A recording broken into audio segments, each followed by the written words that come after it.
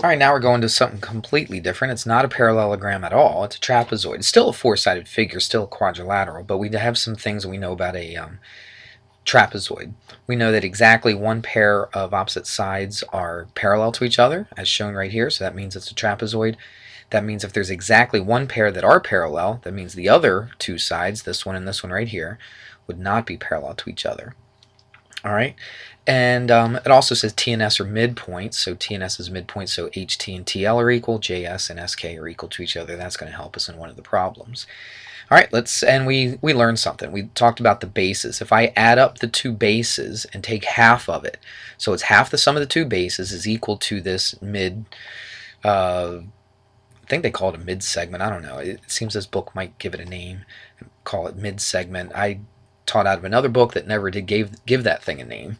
All right, it says just the line that connects the midpoints of the two sides. But anyway, if I add up this side and this side divided by 2, that equals TS, and that's exactly what's going to happen on number 18.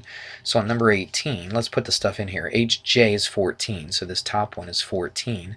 LK, the bottom one, is 42, and it asks for TS, which is this middle one.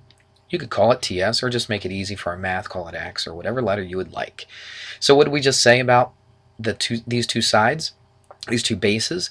We said that if I add them up, I sum them, and then divide them by 2, that equals this thing right here. So that's pretty easy. So X equals 14 plus 42, and then you take half of that.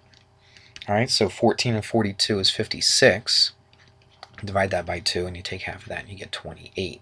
That's all they're asking for is this TS right here. We called it X. All right, let's look at the next one. This one's very similar to the last one we did, except they don't tell you both bases. They only tell you one base, but they also tell you this mid segment.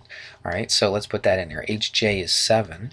And then TS, this time they tell you that middle one, which is 10, and they ask you to find one of the bases. Again, we'll call this X.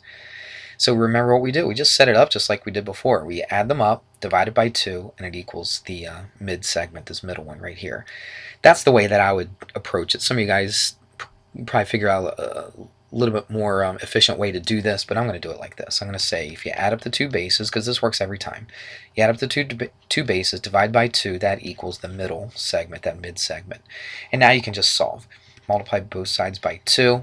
X plus 7 equals 20, and then subtract 7 from both sides, and X is 13. So this right here would be equal to 13. Basically, this is kind of like the average, if you want to think of it, of these two numbers right here, because you just add the two numbers, divide by 2, and that's your answers. That's how you find the average between two numbers. So if you want to think of it that way, you can. All right, one more, and we're finished this chapter. This problem right here, number 20, sometimes you think the last problems are the hardest. This is probably the easiest of the whole thing. Watch, JK is 10. JK, which is this whole thing, from here to here, is 10.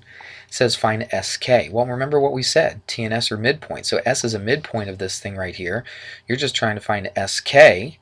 So it's going to be half of 10, which is just 5. I told you that was easy. All right, that's it. That was pretty short for this last video on Chapter 6. And good luck with that.